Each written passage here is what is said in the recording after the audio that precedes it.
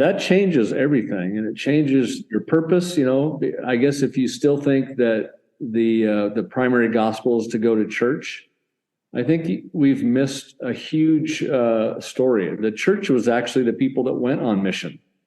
The church was the means by which God did his mission in the world. The church was never to be like a country club where we protect ourselves from the world and wait for God to come back. The church was the front line of what God was doing in the world, which meant that your family was literally the front line of mission.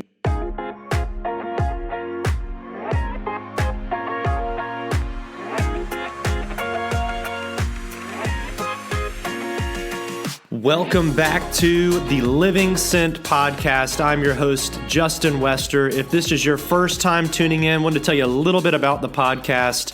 This podcast exists to help you live like a missionary in your household, neighborhood, workplace, and city. And man, do we have a great episode today. On today's episode, we are interviewing Hugh Halter about his new book called The Righteous Brood, Making the Mission of God a Family Story. He's an author, he's a speaker, consultant, he's the founder of the Post Commons and Lantern Network, and he currently lives in Alton, Illinois.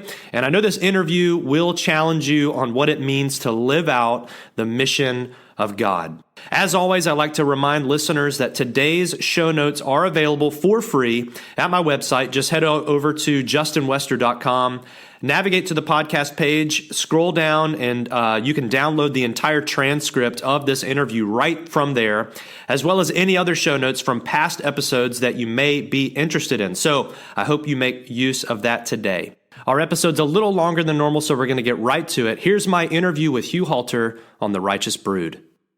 Hugh, thank you so much for joining us on the Living Sent podcast. Wanted to just say this, I've read a number of your books over the years, Tangible Kingdom and The Gathered and Scattered Church, and then obviously most recently your latest book, Righteous Brood. And I'd also say that I'm kind of somewhat familiar with you and your family's journeys over the years. I've listened to some podcasts that you've been a part of, watched some videos online of where you've shared some of your story. But just to begin, maybe for those who aren't as familiar with your family's story, could you just kind of give us a brief overview of what brought you to Alton and what you and your family are up to now? Yeah, totally. Good to be here, Justin. Good to be with your listeners. Yeah, I hail from Portland, Oregon, hometown there.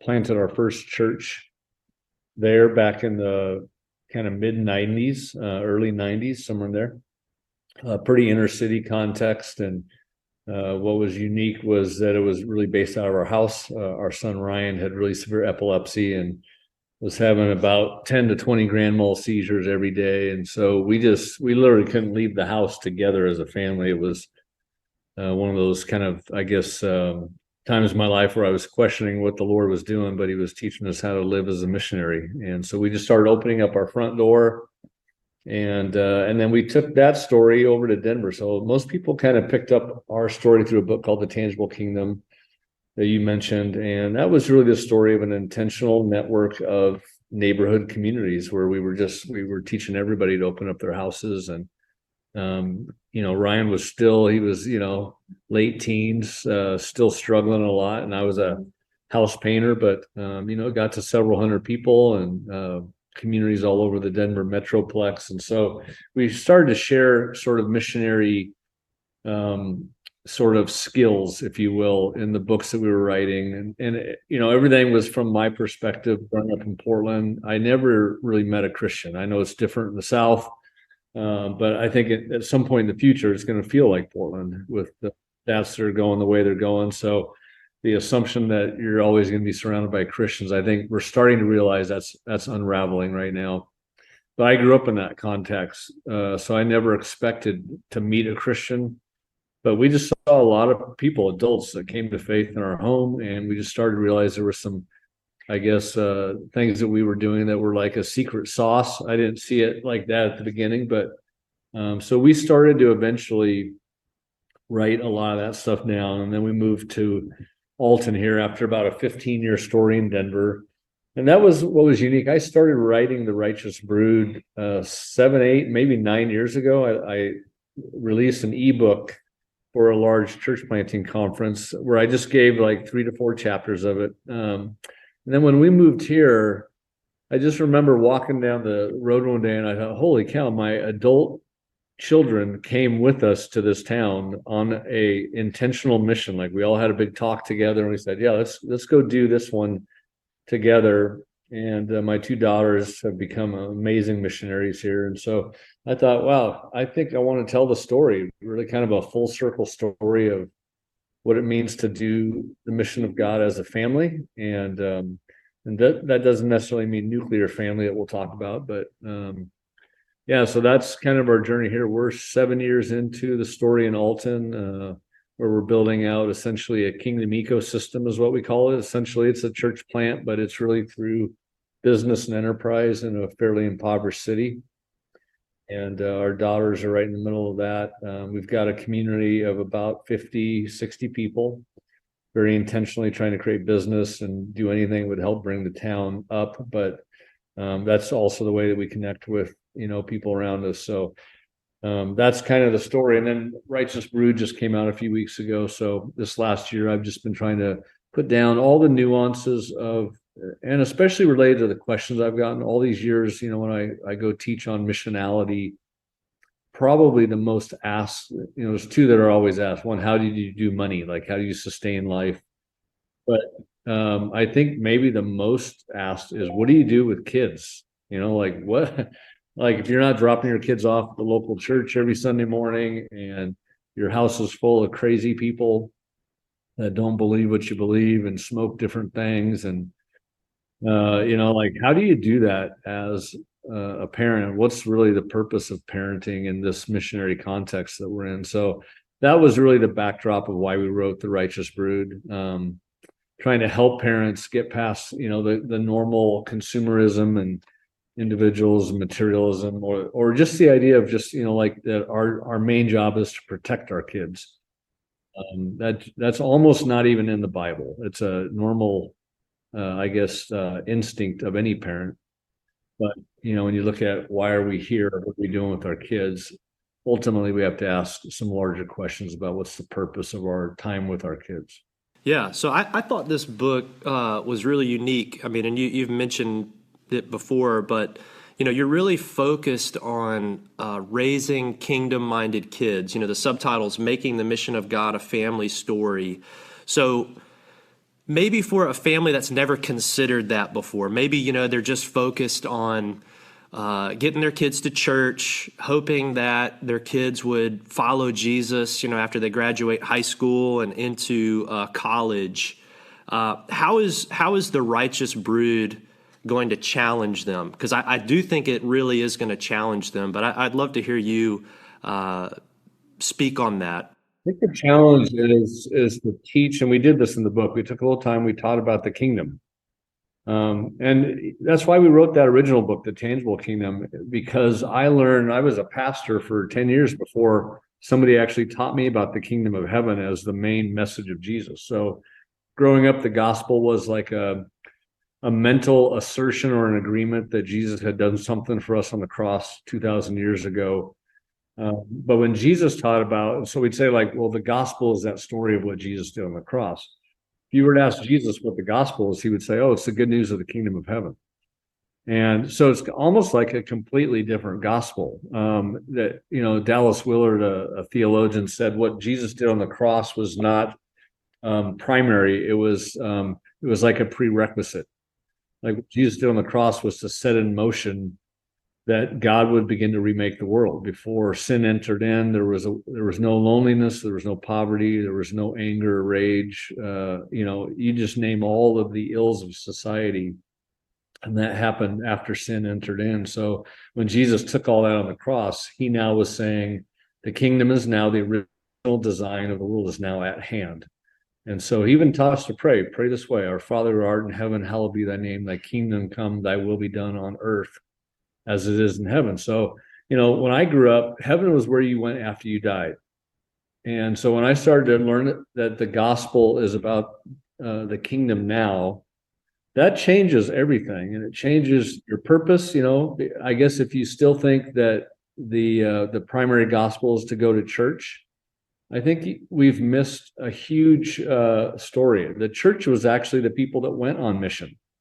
The church was the means by which God did his mission in the world. The church was never to be like a country club where we protect ourselves from the world and wait for God to come back. The church was the front line of what God was doing in the world, which meant that your family was literally the front line of mission. It was, where Paul says, you're the letter that's read by everyone. People would look into the families, what was going on in the homes with the people, and they would start to, it would bear witness to the story of Jesus. So to me, that's the biggest thing I hope parents get, is that they're invited to live into a kingdom story, not just a church story. The Sunday experience is not a big enough story to hold our kids. It just isn't. And it doesn't hold in the Catholic way. It doesn't hold in the Southern Baptist way. The kids are still leaving at around 16 to 18 as fast as they can possibly get out, because they don't want to just go to church. They actually want to feel like God's using them in the world with real people with real struggles. So that's a long answer to that question, but I think it's probably making a parent realize that the kingdom has to be the focus instead of the church being the focus. So there's going to be like a rub that kind of happens when people wrestle with this. It's going to kind of grate a little bit.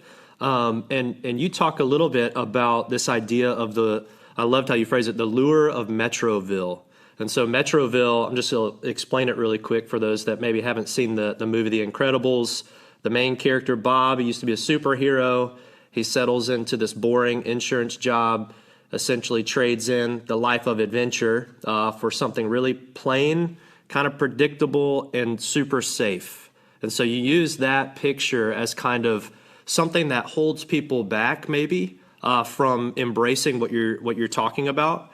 What did that look like for you, and what kind of pushed you outside of that to begin exploring with this? Well, I mean, honestly, what changed it for me was the sense of a calling to God. I felt like as soon as I responded to the call of God, it was to be a counterculture person in the world. So I never grew up with the sense of like, let's try to get as much out of this world and all, the accoutrements of life in Metroville.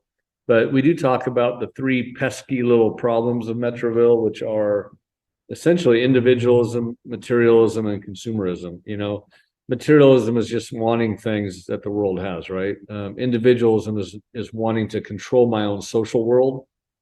So I joke a lot about, Hugh Halter.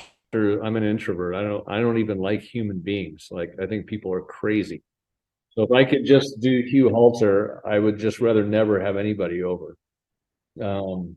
And yet Hugh Halter was Bob with a price. I've been crucified with Christ. So it's no longer Hugh that gets to live his own life. It's now Christ who lives in me. So Jesus, when you let Jesus actually reign and rule in your own family, he is not going to let you just do your own life individualistically. He's not going to, guide you to just amass as many things that the world, has for you with cars and houses, whatever. He's going to ask you to have a little free time and free money for other things. And he's going to challenge that consumeristic mindset, which basically, it's the classic church mindset of, I go to a certain church because that's I like their style of music or their style of teaching. This says none of those things matter. Like, your job is to actually take your family and your kids into every nook and cranny of the world and teach them that those, almost disciple that those things are not to be a part of their life anymore. So for sure, it's a rub. It's a rub for me. It's not a day that goes by that, I'm not challenged at all three of those things. But, I will say, looking back, I would never have changed anything based on who our kids have become. So when I read chapter 4, that was kind of like the gut check for me. And you mentioned that parents kind of have oftentimes like an ownership mentality of their kids. So micromanaging their every move. But you suggest that God really calls us to take a posture of being stewards instead. So parents who are challenging their kids, yet they're trusting God to grow their kids in his timing.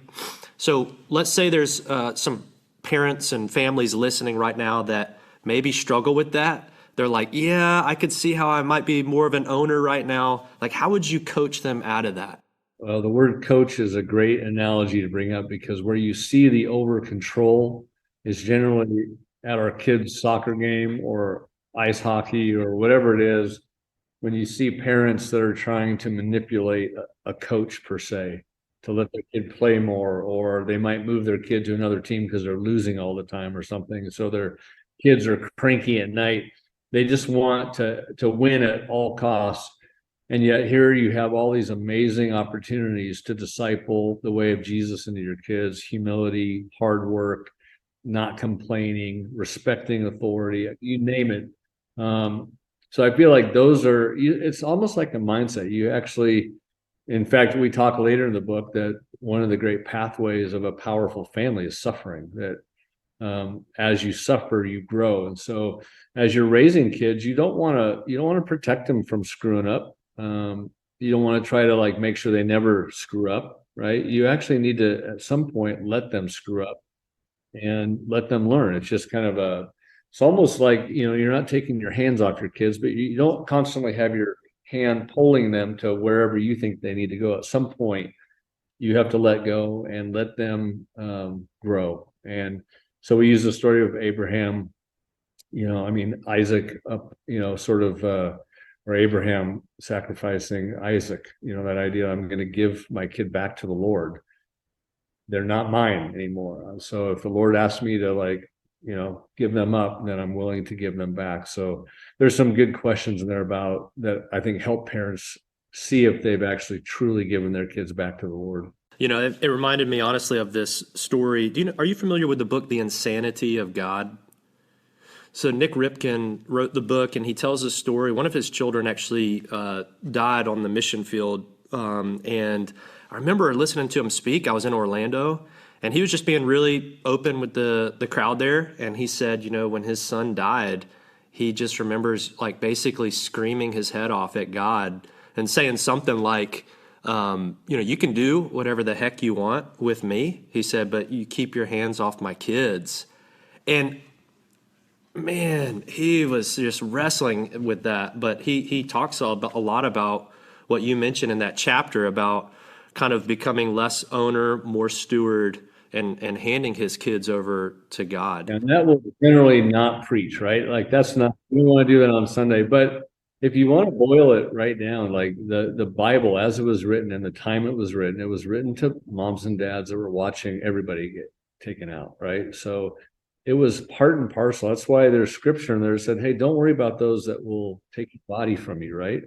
And they must have applied that to their own children. So at the end of the day, we really are, and hopefully it never happens to anybody listening to this, but the attitude should be, I'm trying to raise a grown adult someday that would be willing to give their lives for the story of Jesus, right? And if that's how we approach that, then it's going to change everything in regards to how we walk them through difficulty and anything like that. So, well, you mentioned in your chapter called Finding Your Groove, you talk about these 4 rhythms that help families live on mission.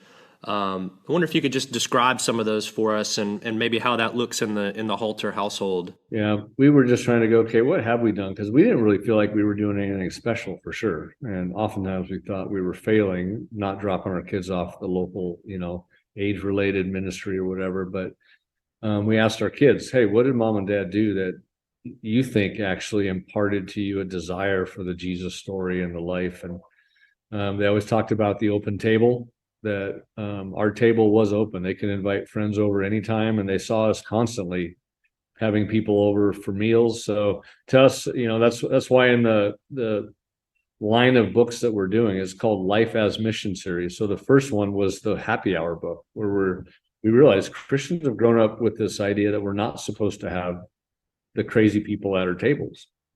But Acts 10 is the story of when the church really opened up. It's when Peter and a Roman centurion invite each other into their literal dinner tables. And then all of a sudden the church changes. So we talk about having an open table, an open home, that you actually arrange your house in a way that it's conducive to social connection. and or even letting people live with you. So Cheryl and I always had our daughters sort of homeless friends living with them. They always were going, "Hey, do we got room to put Matari up?" And it would be some kid that, was bouncing around on couches and didn't have a functional mom and dad. So when we moved to Alton, we put up a family of 5 children and a gay girlfriend of a mom that was killed in a car accident, and she was the only one that wanted to keep all the kids together. And so we took all of them in, and that was just sort of, it was a miserable 6 months, but it's what you do. Like, your house has to be open, your table is open. Talked about having an open book, that we don't just read scripture to our kids over the years. We talk about, like, everything's an open conversation. So we're not just doing devotions. We actually talk about what they're going through, and then we line it up with what we see in scripture. So just a couple little things there. We threw one in that we realized had been important. We call open road. We got our kids out of their little bubble, and we let them travel the world to dangerous places and to see different worldviews and perspectives, and might have been the best thing we did. So I think at the beginning of that chapter, we referenced that families that have a lot of fun together and have great experiences together generally do better than families that just pray before the meal together. And so we're trying to give parents, some actual things to go, hey, we need to add that to the palette of what we do as a family. I think a lot of listeners of the podcast are parents, maybe with young kids, and particularly in Northeast Tallahassee. It's more of the affluent area of Tallahassee. A lot of times parents will say, "Man, we're maxed out. We're rushing from this to that. We can't add another thing to our schedule." How would they find their groove with some of these rhythms? Yeah, well, a couple of things. We can't stop trying to find space, right?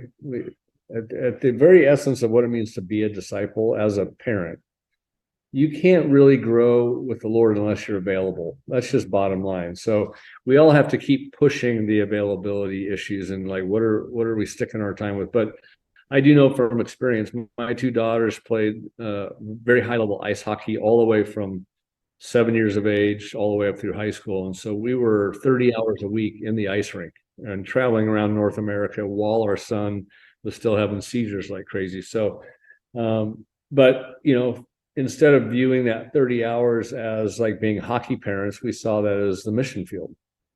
So I always tell people, living a missional life is not adding anything to your life. It's just seeing everywhere you're at as a possible mission field. And so once we did that, it was those families that were a part of our missional community in our house. And it was the girls that we were with 30 hours a week, parents that we were with 30 hours a week. So I do think that having a lot going doesn't keep you from mission. But if you try to add missionality on top of all that as some other thing that you add on, you got no shot, for sure. As I read the book, Ryan's fingerprints are everywhere, chapter 1 all the way through the end. And you write this in the chapter on broken trees. You said that looking back, it's Ryan who launched our family into everything we've done and are now doing. Just wanted to ask you, could you talk a little bit more about how Ryan's life really changed the way that you see how God uses struggles and hurts to further his mission? Did I mention in the book that he had finally passed away? I think I did. Somewhere. I think you did. Mm-hmm, mm-hmm. So he passed 2 years ago at the age of 33. But his constant struggle taught me that that sort of living on mission isn't just going out and doing cool things with people outside the church. It's actually sharing your actual life with people. So, when Cheryl and I started to invite people into our house and Ryan would have a seizure on the couch, we wouldn't hide that anymore. We would just tell people about his disability. And we found that people were drawn to helping us. And pretty soon we've got 40 people jammed in the house, and they're all just a part of the family. So there's nothing to hide or be ashamed of anymore. So it taught us a little bit more about just letting, people enter our lives. And then obviously we got really connected with the disability community. We saw people that had much worse struggle than we did. And we had a lot of people that didn't struggle as much as we did. So it just kind of gave us a sense of that this is normal life. I think 1 in 3 families deals with severe disability of some child or themselves physically. So, when we think about going out on mission, it is not like, the Incredibles. It's not Bob Parr and all the kids with their superpowers. It is that God gives us superpowers, but it's along the daily struggle, and suffering is the thing that people look at when they're looking for who they're going to respect. So when Ryan died, a lot of people in our city in Alton referenced that they had watched our family suffer well. A lot of people that aren't Christians would say, just like watching your guys' Facebook posts and how you guys are processing really inspired us. And then, you and I were talking, my youngest daughter almost died a couple of weeks ago at the age of 27. It was the same deal. It was the whole town saw the Halters. They heard McKenna's very well known. Her husband, Jesse's the only Black teacher in a 50% Black high school. So they're sort of a famous little couple in town. And the whole town was watching McKenna, whether or not she was going to live or die. So even after Ryan's disability, I've just learned, that's why it says take joy in your in your suffering. I never understood it, but I think it's because suffering is what causes people to lean in and go, I wonder how they're going to handle that. And so with whatever your struggle is, I always, even when we think about family, don't think about a nuclear mom and dad and 3 kids. Most people have a broken family. And so I don't want them to think they can't go on mission. If you're a single mom and you're taking care of your 3 kids or you're single, the family of God actually is to trump our nuclear family. It's more important. So God is right now, even if you're single, he can build you into a family of friends and brothers and sisters. And if you're in a missional community, you're a part of a family. If you're a part of a localized church, hopefully it's a network of families. Some nuclear, but some that are because they live as a family in a particular part of town. So, but I do think it'll be what you suffer through.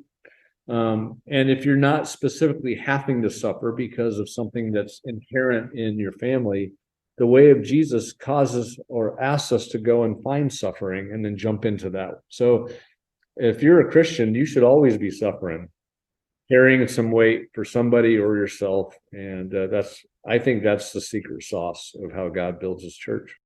Well, I loved your book, Hugh. It's called The Righteous Brood, Making the Mission of God a Family Story. You have any kind of parting words for maybe families who are seeking to raise their own righteous brood? Well, yeah, if you're hearing this and you're going, well, crap, I already screwed that up. The great thing about the family of God is that it starts at whatever moment you decide to be a good brother or sister or mom or dad. And, I've had parents that will have heard our story and go, well, my girls are already teenagers. They can't stand me. And I know they're going to leave the church as soon as we don't make them go.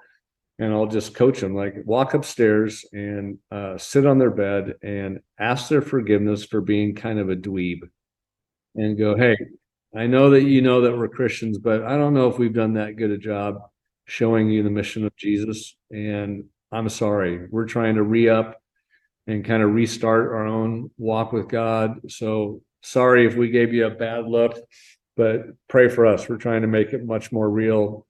Usually when you do that, your kids it's like the best way to make up for lost time is just to expose to your kids the times where you failed and just say, pray for us. We're going to try a little bit more this time. And if you want to join us, we'd love to have you. But hopefully that will be an encouragement. If people need to find the book, they can just go to hughhalter.com or find it on Amazon. You'll also see that happy hour book.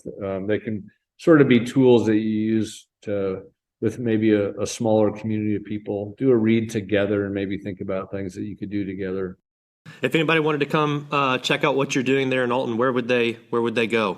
Well, they can check out postcommons.com. They can saunter in, and maybe if I'm around, can pop in and do a cup of coffee with you. But if people need anything, they can always just contact me at hughhalter@gmail.com. So I'd love to coach this. So you're not bugging me. So well, thank you so much, Hugh.